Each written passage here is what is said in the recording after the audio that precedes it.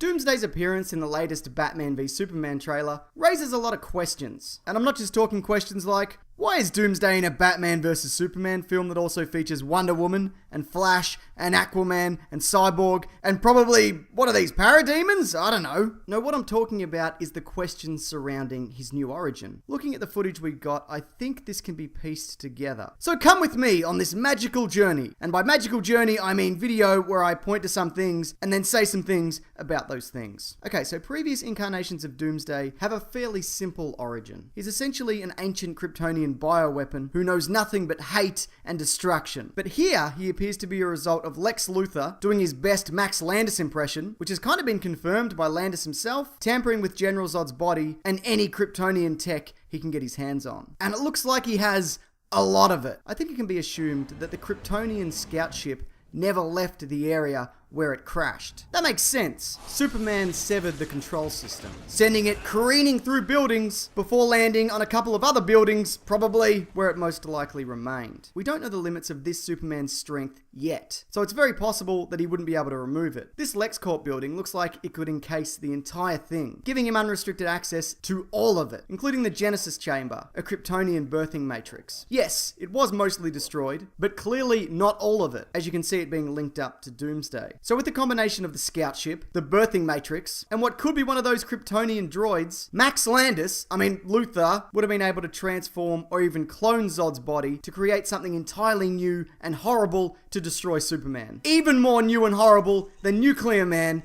who was pretty new and horrible at the time. It's weird to think that this was once new. Doomsday's sole purpose in the comics has always been to be one of the few life forms to physically match Superman. So much so that he was able to kill him. Well, it's comics, so temporarily. I'd be very surprised though if they went down this route in Superman's second outing. I don't really think that would fly. And I say fly because it's a play on words because of the Superman flies.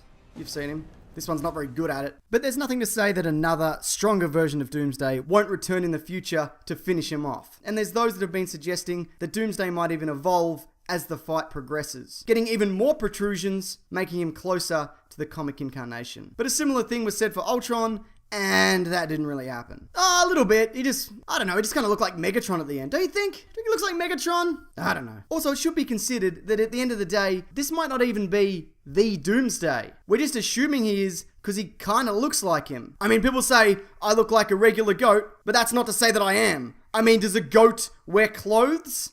Hang on, let me check.